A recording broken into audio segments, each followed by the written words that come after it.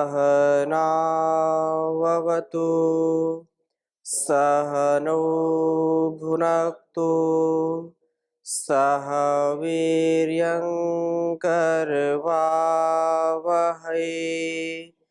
तेजस्विनावधीतमस्तु मा विद्विषावहै। ओम शांति शांति शांति। वैदिक जीवन पद्धति की इस कक्षा में आप सबका हार्दिक स्वागत है, अभिनंदन है। चर्चा कर रहे थे 100 वर्ष तक जो जीने की आज्ञा वेदों में दी गई है, ईश्वर के द्वारा जो उपदेश किया गया है कि आप ऐसा यत्न करें, प्रयत्न करें जिससे कम से कम 100 वर्ष तक जिएं अथवा इससे भी अधिक जीवन प्राप्त करके इस धरा और धाम का, इस सारे संसार का आप उत्थान कर सकें, उत्कर्ष कर सकें और जीवन में जो प्राप्त करना है, धर्म, अर्थ, काम और मोक्ष की जो प्राप्ति है, उसको आप प्राप्त कर सकें। उसी के संदर्भ में जो चतुर्थ उपस्थान मंत्र का स्वाध्याय, उसके साथ साथ हमने अनेक मंत्रों का, अनेक सूक्तियों का, अनेक श्लोकों का स्वाध्याय किया जिसमें दीर्घ जीवन जीने की पुष्टि होती है। और उसके लिए सर्व प्रमुख बात यह है कि व्यक्ति को अपने इंद्रियों का संयमन करके, अपने व्यवहार का, अपनी मर्यादा का ध्यान रखते हुए, वीर्य रक्षण करते हुए, अपने तेज ओज को अपने आप इस शरीर में स्थापित करने का प्रयत्न करके वह 100 वर्ष से भी अधिक जी सकता है। महत्वपूर्ण बात ये हमने पढ़ी थी और इस आया था कि यदि हम 25 वर्ष तक कोई युवक या युवती अपने को ब्रह्मचर्य पूर्वक 25 वर्ष वह व्यतीत करती है या करता है, तो उसकी आयु उससे चौगुनी हो जाती है। 100 वर्ष तक अखंड प्रचंड पुरुषार्थ करके अखंड ब्रह्मचर्य का जो पालन करता है, वो 100 वर्ष तक कम से कम जी सकता है। और जो 50 वर्ष तक अखंड ब्रह्मचर्य का पालन करता है, तो 50 चौको 200 वर्ष तक जी सकता है। लेकिन इसके लिए जितना कहना सरल है उतना करना कठिन है। फिर भी ऐसे बिरले लोग इसको आत्मसात करते हैं और करके उसको दिखाते हैं। ऐसे हमारे इतिहास में, हमारे राष्ट्र में ऐसे अनेक ऋषि मुनि हुए, अनेक ऐसे महापुरुष हुए जो कई सौ वर्ष तक इस जीवन को जिया है। तो उसी क्रम में हम अथर्ववेद के मंत्र का स्वाध्याय कर रहे थे और ये दीर्घायु की प्राप्ति के लिए ये कहा था कि नैनम रक्षांसि ना पिशाचाः सहन्ते देवानाम ओजः प्रथमजम हे तत् यो बिभर्ति दक्षायणम हिरण्यम सा जीवशु कृणुते दीर्घमायु। इस मंत्र का यह हमने अभिप्राय समझने का प्रयास किया था कि व्यक्ति इस सुरक्षित हिरण्य, अर्थात हिरण्य किसको कहते हैं? जो विशुद्ध है, जो हिरण्य सोने को भी कहते हैं, और हिरण्य से इस सारे संसार में जो भी भोग्य पदार्थ है उनको भी कहते हैं। तो हिरण्य शक्ति अर्थात वीर शक्ति वाले ब्रह्मचारी को जो दुष्ट स्वभाव वाले और जो है रोग दोष हैं, वो जो पिशाचा, जो मांसाहारी तथा मांस को खा जाने वाले रोग जो है कभी भी उसको पीड़ित नहीं करते। देवा नाम ओजा प्रथमजम हे तत्। यह वीर्य ब्रह्मचर्य आश्रम में अर्थात आयु के प्रथम काल में उत्पन्न होता है और शरीरस्थ सब देवों का सारभूत है। इससे हमारी सारी इंद्रियां, जो कहा कि जीवेम शरदा शतम, प्रब्रवाम शरदा शतम, शृणुयाम शरदा शतम और भूयश्च शरदा शतम, आगे जो कह दिया, तो इससे हम यदि वीर्य पूर्वक, वीर्य रक्षण के कारण हम इससे अधिक आयु जी सकते हैं। अर्थात जो जीवेम शरदा शतम की बात कही है, इससे भी अधिक आयु तक हम जी सकते हैं। और इसी बात की पुष्टि एक और मंत्र में कही है कि सभी का सार हिरण्य है। हिरण्य जो है वो जो वीर्य है वो निश्चित रूप से हमारे सारे क्रियाकलापों में, सारे कर्मों का जो सार है, जो आधार है, वो क्या है? वीर्य है, उत्साह है। बिना उत्साह के कुछ हो नहीं सकता। ओम स्वामी जी प्रणाम। जी स्वामी जी मेरा एक अनुभव है कि हमारे पिताजी हैं, जी उनकी लगभग 100 साल की उम्र हो गई है। जी। उनकी 5 पीढ़ी हैं। 5 पीढ़ियां हैं। हाँ, ये और हाँ ब्रह्मचर्य का ही जी, जी, कमाल है कि 5 पीढ़ियां, अभी तो एक पीढ़ी जीना लोगों को मुश्किल हो रहा है। जी। और स्वामी जी हम 4 भाई हैं, 3 बहन, 7 हैं हम उनकी संतानों में। मेरा 5वां स्थान है। जी मेरी भी उम्र 67 साल की हो गई है अभी। मैं यहाँ 2011 से हूँ, अभी तक बीमार नहीं हुआ हूँ। ये बहुत बड़ी बात है। हाँ, ये बहुत बड़ी बात है। और पिताजी की बात बता दूं कि वो जहाँ सोते हैं, जहाँ रहते हैं, वहाँ मच्छरों का बहुत विकट हाल है। हाँ तो मच्छर उनको काटते रहते हैं। हम कहते हैं पिताजी आप कोई मच्छर काटते नहीं है कि नहीं, क्यों नहीं, ऐसे कर देते हैं। वो नहीं, कुछ पसंद नहीं है उनको, कभी बीमार नहीं होते हैं। ये ब्रह्मचर्य की शक्ति जी। है। और ब्रह्मचर्य का तात्पर्य केवल इतना नहीं है कि केवल ब्रह्मचारी ही ब्रह्मचर्य रह सकता है, गृहस्थ भी ब्रह्मचर्य रख सकता है। उसका वेदों में प्रमाण है, उसकी भी चर्चा हम करेंगे। तो कहने का आशय ये है कि जैसा पहले कहा कि ब्रह्मचर्य, हमने पिछली कक्षाओं में भी स्वाध्याय किया कि ब्रह्मचर्य युक्त जो है होकर के ब्रह्मचर्य से परिपूर्ण संतानों को जन्म देना, अर्थात जो व्यक्ति भोगी है वह भोगी और रोगी संतानों को ही जन्म देता है।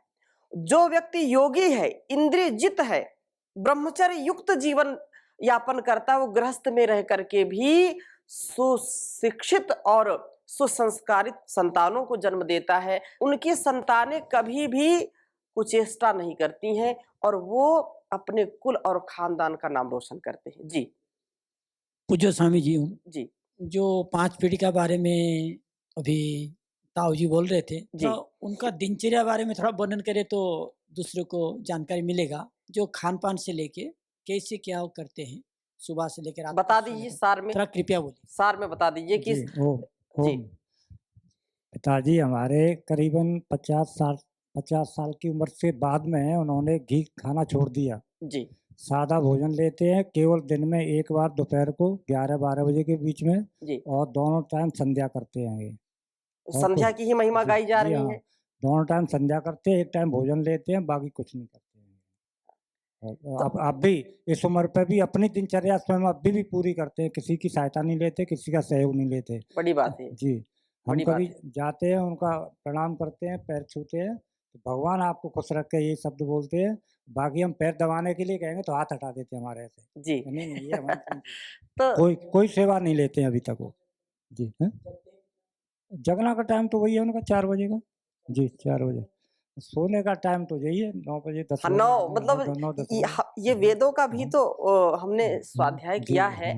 अल्प आहार और जो है, जो जितना, इसका तात्पर्य ये नहीं कि वो जो है अंडरवेट हो जाए, बहुत कम खाए, लेकिन इतना है कि वो पचा सके।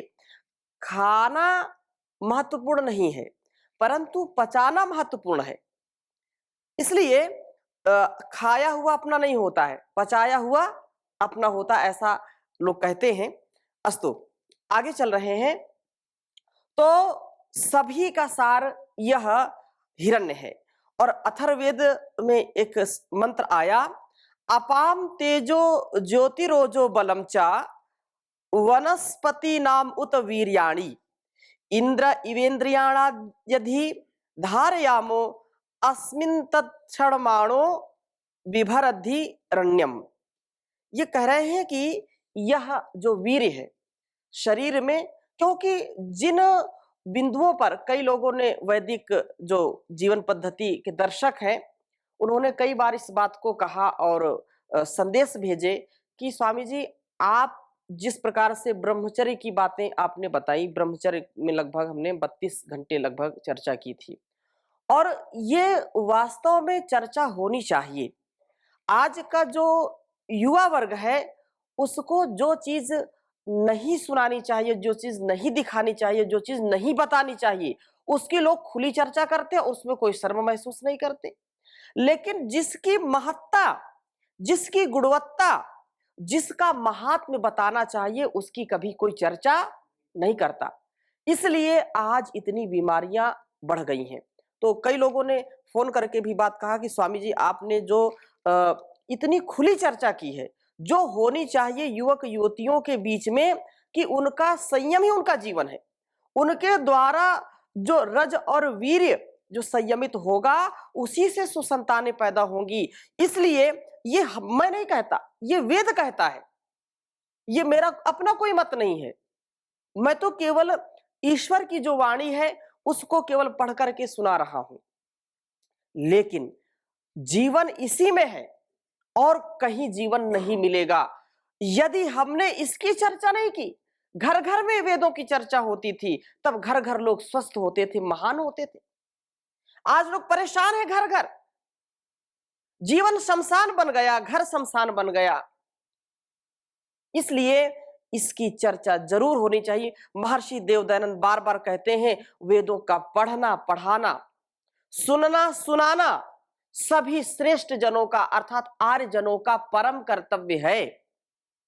जिस घर में वेदों की चर्चा नहीं होती, जिस घर में स्वाहा स्वाहा की गुंजायमान नहीं होती, अतिथियों का सत्कार नहीं होता, वो घर शमशान के समान होता है, आचार्य चाणक्य भी कहते हैं। इसलिए हम वेदों का जो उपदेश है, संदेश है, उसको धारण करें और अपने बच्चों को भी बताएं कि जीवन क्या है। तो एक तो हमने पहले पढ़ा कि दीर्घायु की प्राप्ति हिरण्य की रक्षा से होगा, और सभी का सार हिरण्य है। अथर्ववेद में यह मंत्र में कहा कि यह वीर्य अपाम तेजः, प्राणों का तेज है। यदि वीर्य रक्षण हमारा अच्छी प्रकार से होगा तो हमारी प्राण शक्ति बहुत तीव्र होगी, बहुत अच्छी होगी। रस रक्त आदि धातुओं में 8वां ओज है, बुद्धि में ज्ञान का प्रकाश करता है और शरीर को बलशाली बनाता है। उत वनस्पति नाम वीर्याणी, और वनस्पतियों का सार है। इसकी रक्षार्थ इंद्र इव, देवराज इंद्र जैसे सब देवों के राजा है, वैसे ही हम भी इंद्रियाण्यधि धारयामः, सभी इंद्रियों को वश में करते हुए इसे धारण करते हैं। यदि इंद्रियां हमारी वश में नहीं रहेंगी, कुचेष्टा हमसे होगी, बुरे विचार आएंगे, या कोई ऐसी लत पड़ गई, चाहे आहार की दृष्टि से हो या विचार की व्यवहार की दृष्टि से हो, अधिक, जैसे अभी ताऊ जी ने बताया पिताजी की बात, वो वेदों में भी वो बात कही है कि जो ज्यादा खाने वाला व्यक्ति है, हम जब गुरुकुल में आए तो भी ब्रह्मचर्य का चूंकि विशेष महात्म्य होता है, गुरुकुल में हम पढ़ते थे, तो जो भी हम पुस्तक पढ़ते थे उसमें बार बार ये बात आती थी कि अधिक खाने वाला कभी भी ब्रह्मचारी नहीं हो सकता है। अधिक खाने वाला कभी भी ब्रह्मचर्य का पालन नहीं कर सकता है। इसलिए जो हमारी इंद्रिय है, जो रसना है, वो रसना की वासना को भी वश में करना पड़ेगा। और जिसकी जीभ, परम पूज्य स्वामी जी महाराज बताते हैं कि कालवा वाले गुरु जी क्या बोलते हैं कि चटोरा और कामचोरा कभी ब्रह्मचारी नहीं हो सकता। चटोरा और कामचोरा, भाई जो चटोरा, जिसकी जीभ जो है चटपटा चाहती है, जिसकी जीभ स्वयं के वश में नहीं है, वो कभी भी ब्रह्मचारी नहीं बन सकता। और जो कामचोर है, आलस में पड़ा रहेगा, जी चुराएगा, तो उसका मन बुरी आदतों की ओर जाएगा, बुरे अभ्यासों की ओर उसको अग्रसर करेगा। इसलिए इस पर बड़ा नियंत्रण करना चाहिए। किसी भी प्रकार से कुचेष्टा ना हो, बुरी जो हमारी आदतें हैं उनका नियंत्रण करना चाहिए। इसलिए कहा कि जैसे देवराज जो है इंद्र सब देवों के राजा हैं, सब देवों की रक्षा करते हैं, वैसे ही हम सभी इनको इंद्रियों को वश में धारण करते हैं। अस्मिन, इस शरीर में दक्ष दक्षमाणः, सब प्रकार की उन्नति चाहने वाला पुरुष उस हिरण्यम हितकर वीर्य को विभर्ति धारण करता है। सब प्रकार से वीर्य हमारी रक्षा करता है, इसलिए इसकी रक्षा करना हम सबका परम कर्तव्य है। परम कर्तव्य है। वीर्य का निर्माण रस आदि धातुओं के परिपाक होने पर होता है। जल, दुग्ध, फलों का रस एवं अन्न, घृत, दाल, शाक, मेवा, मिष्टान आदि तथा फल आदि का सार भाग रस बनता है। उसका परिपाक होकर के रक्त, मांस, मेद, अस्थि, मज्जा और सप्तम धातु शुक्र का निर्माण होता है। कुछ पदार्थ सीधे ही इसके उत्पादन में सहयोगी हैं। इसकी सुरक्षा का एक ही उपाय है, जैसे कोई राजा अपने अधीनस्थ कर्मचारियों को अपने वश में रखता है, वैसे ही इंद्रियों का स्वामी इंद्र, अर्थात जैसे सभी देवताओं का स्वामी इंद्र है, तो इस शरीर में इन इंद्रियों का स्वामी कौन है? आत्मा है। आत्मा के अन्य सब अधीन है, चाहे मन हो, बुद्धि हो, ये सारे जो अस्तित्व है हमारे शरीर में, उनका सबका अधिष्ठाता, सबका अधिपति, सबका स्वामी, सबका इंद्र कौन है? आत्मा। इसलिए आत्मा सभी इंद्रियों को अपने वश में रखे। जीवन में सर्वत्र विजयाभिलाषी मनुष्य को यत्न पूर्वक वीर रक्षण करना चाहिए। ब्रह्मचारी के लिए संसार में कुछ भी अप्राप्य नहीं। जो ब्रह्मचारी है वह देवता स्वरूप होता है। जो ब्रह्मचारी है, ब्रह्मचर्य का पालन करता है, इसलिए प्राचीन काल से ही ब्रह्मचारी और सन्यासियों की विशेष इस राष्ट्र में पूजा होती है। विशेष उनका सम्मान है, आतिथ्य है, विशेष उनके लिए श्रद्धा का भाव होता है, क्योंकि यह देवताओं का वास है। यह सारे सुकर्मों का आधार है। ये सारे जो है संसार में श्रेष्ठ और ज्येष्ठ दिव्य कर्मों का अनुष्ठान करने वाला ब्रह्मचारी ही हो सकता है, और कोई नहीं हो सकता। इसलिए बहुत यह उत्तम है। और क्योंकि यह बात बार बार आती है और लोग पूछते भी हैं, क्योंकि चर्चाएं होती हैं, तो लोगों के अंदर ये हो कि स्वामी जी आप इतनी ब्रह्मचर्य की महिमा गाते हैं, और हम जब सुनते हैं तो हमको लगता है कि हमने बहुत कुछ खो दिया। अब तो हम ब्रह्मचारी नहीं, हम तो गृहस्थी हो गए, या हमने जो है गृहस्थ में फंस गए, ऐसा उनको एहसास होता है। लेकिन ऐसी बात नहीं है। ब्रह्मचर्य का पालन आप गृहस्थी में भी रह करके कर सकते हैं। तो गृहस्थ आश्रम में ब्रह्मचर्य का पालन, ये भी अथर्ववेद में आया कि समानाम मासामृतम तुभिष्ट्वा वयम संवत्सरस्य पैसा पिपरमी इंद्राग्नि विश्वे देवास्तेनु मन्यतन हृणाय मानाः। कह रहे हैं कि हे ब्रह्मचारी, जो समानाम चंद्र वर्षों, जो चांद्र वर्षों के समान मासों संबंधी ऋतु भी ऋतुओं के ज्ञान द्वारा संवत्सरस्य तथा सौर वर्ष के मास ऋतु संबंधी ज्ञान द्वारा वयम हम गुरुजन त्वा तुझे पिपरमी अर्थात पूरित करते हैं, परिपूर्णे पूरित करते हैं, अर्थात गृहस्थ आश्रम में भी तू ऋतुकालगामी बना रहे, या ऐसा ऋतुकालगामी बने। परमेश्वर और अग्नि, आचार्य एवं सभी गुरुजन तुझे अहृणीयमानाः प्रसन्न मन से अनुमन्यताम गृहस्थ आश्रमार्थ समावर्तन के लिए अनुमति प्रदान करते हैं।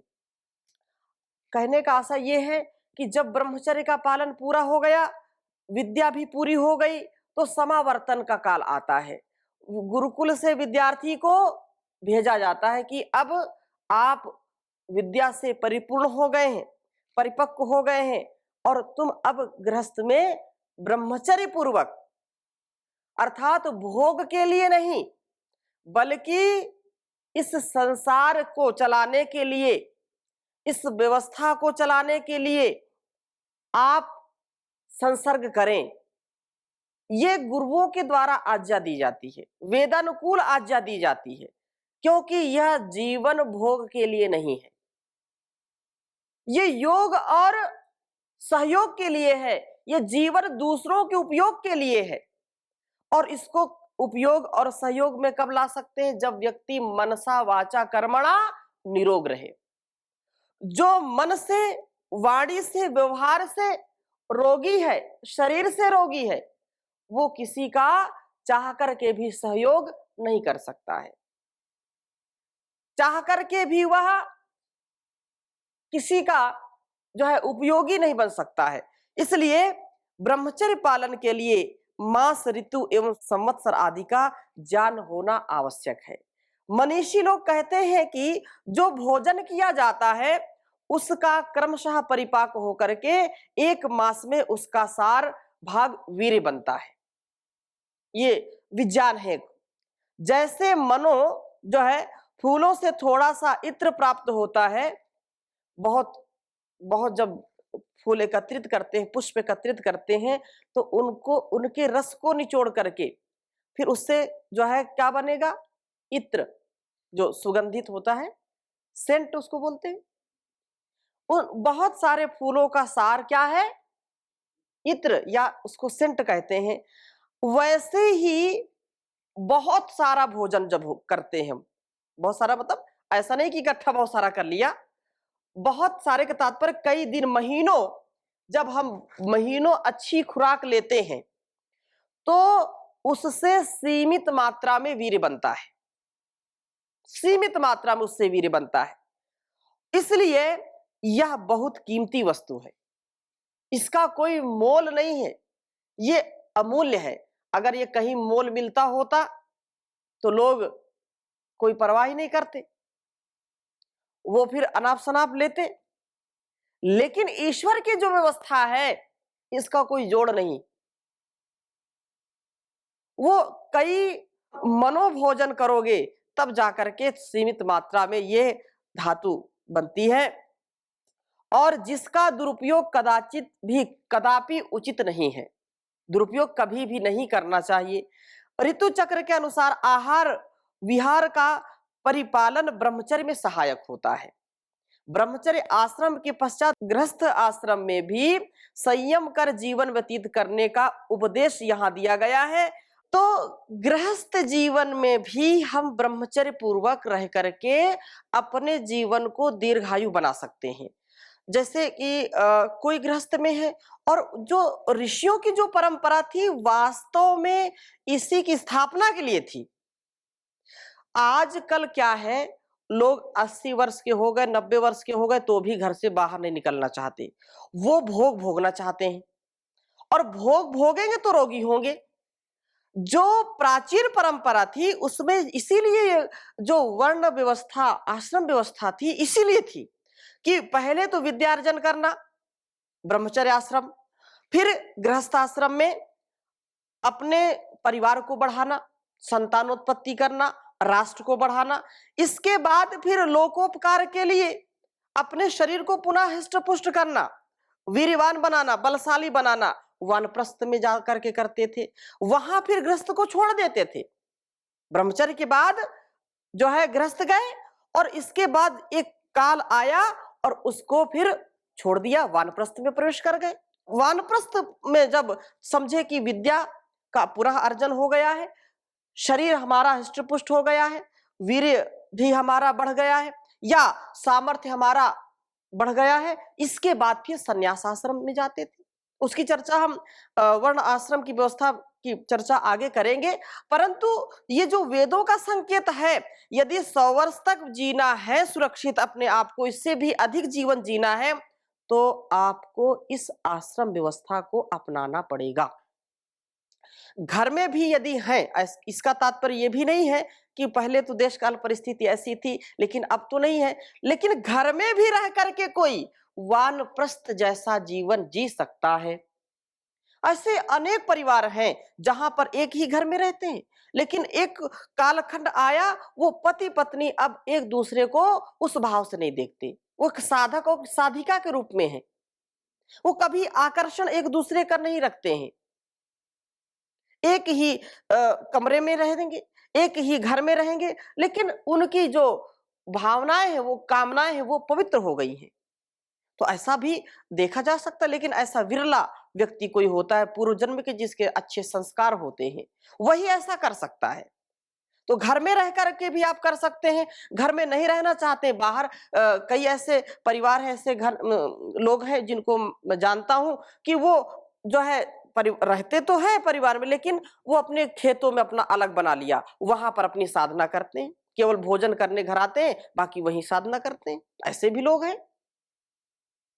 तो संसार में ये जो व्यवस्था है, पारिवारिक जीवन को भी जीते हुए व्यक्ति 100 वर्ष तक जी सकता है, लेकिन उसके लिए संयमित जीवन होना चाहिए, उसके लिए मर्यादित जीवन होना चाहिए। अब लोग ऐसे हैं कि चिंता खूब किए जा रहे हैं, खाने पीने सब, लेकिन वो लड़के का क्या होगा, उस लड़की का क्या होगा, नाती का क्या होगा, पोते का क्या होगा, उसको नौकरी नहीं मिली, उसकी शादी नहीं हुई। अगर ऐसे कार्य में पड़े रहेंगे तो फिर जल्दी राम नाम सत्य हो जाएगा। ऐसे कभी जीवन दीर्घ आयु को प्राप्त नहीं हो सकता है। भाई अपने उत्तरदायित्वों को आपने निभा दिया, कर्तव्य निभा दिया, अब वो अपने जीवन को अच्छे से जिए, फिर अगले जन्म का उसको जो है कर्म करना चाहिए। जैसे जिनसे ये शरीर पैदा हुआ पूज्य पिताजी, उनको हमने कह दिया कि आपने जो करना था कर दिया, इस समाज के लिए आपने बच्चों को जन्म दे दिया, संस्कारित कर दिया उनको, आज इस जीवन को आपने धन्य कर लिया, अब अगले जन्म की तैयारी करो आप। अब जो करना था इसमें कर दिया, अपने शरीर को स्वस्थ रखो, सुबह शाम भजन करो, संध्या करो, प्राणायाम करो, शरीर को कैसे स्वस्थ रखा जाए इसका ध्यान करो, बाकी कोई चिंता नहीं करनी, कुछ भी हो जाए। ऐसा जीवन यदि जिएंगे तो फिर मनुष्य का उद्देश्य जो है वो पूर्ण हो जाएगा, धर्म, अर्थ, काम और मोक्ष की सिद्धि हो जाएगी। लेकिन इतना सरल नहीं है। फिर हम इस संकल्प को जीने का प्रयास करें। बहुत अच्छी चर्चा है, आगे और इसकी चर्चा करेंगे। अभी यहीं पर विराम देते हैं। ओम शांति शांति शांति।